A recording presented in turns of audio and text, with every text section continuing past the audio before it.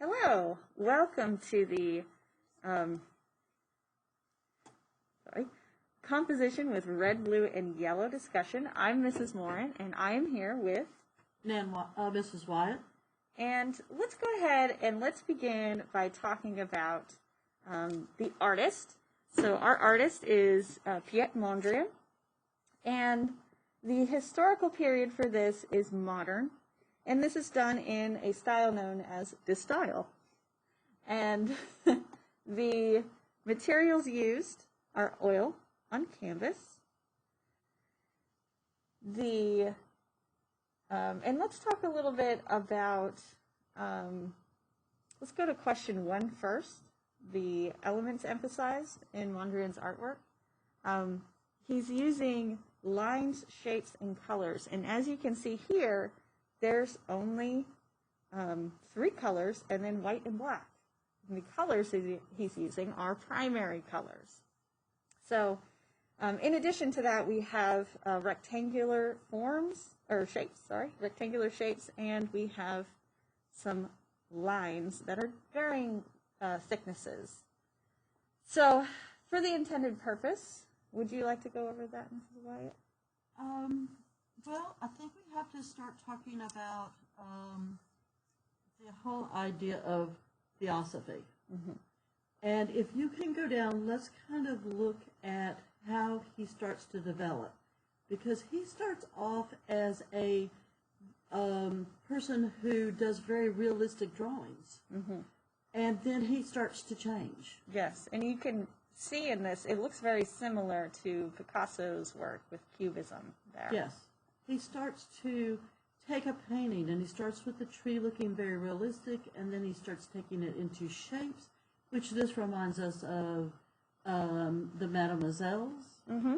And then he takes it a step further than what Picasso did. Mm-hmm. And you start to lose a lot of the organicness with it, and it starts to become more geometrical. Yes. And so what he ends up doing, which is really interesting, is he starts taking things down to their most common denominator. Mm-hmm. So that's why there's only primary colors. That's why the shapes and the lines become very simple. And so he's going on to this whole concept of theosophy, which is the unity of spiritual and material forces.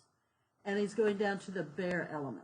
Yes, and he's trying to represent reality, but he's not trying to do it in a representational way. He's trying to basically find that underlying structure of reality, what makes something real.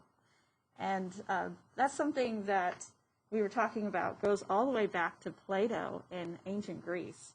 So we're talking about a concept that is coming back around, that was really important to ancient Greece in, over 1,000 years before Mondrian.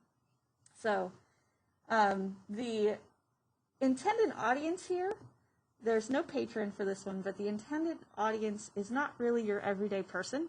Absolutely not. They would not really understand what he was doing here. We're looking at somebody who would be educated, not just in art, but maybe history, maybe philosophy, and that person would definitely understand what he's doing here. So his artistic contemporaries would be his audience here. I think we have to start talking about the avant-garde. Mm-hmm. And so we're talking about those people that are on the very edge of newness and new discoveries. Mm-hmm. And that is definitely his audience. Yes, definitely. And at this point, too, one thing that I'd like to talk about is that his colors that he uses, they say that you can go up really close to the painting, and I haven't seen it in real life, unfortunately. I'd love to see this in real life. But you can see variations of the pigments of the whites, that these aren't all just the same white. Mm-hmm.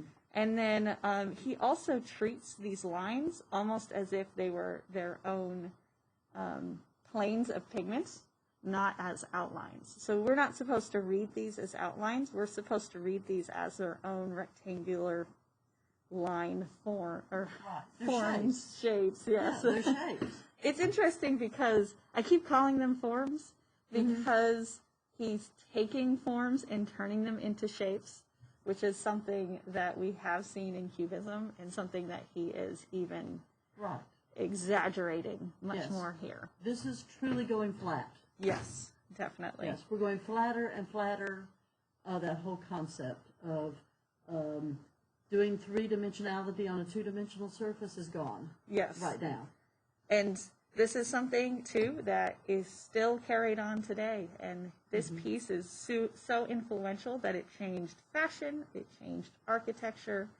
And even though you're looking at it and thinking, possibly, oh, it's only 3 colors, you know, where is the face in there? It wasn't meant to be that way. Meant to redefine the medium. So, thank you for watching, and I hope you enjoyed.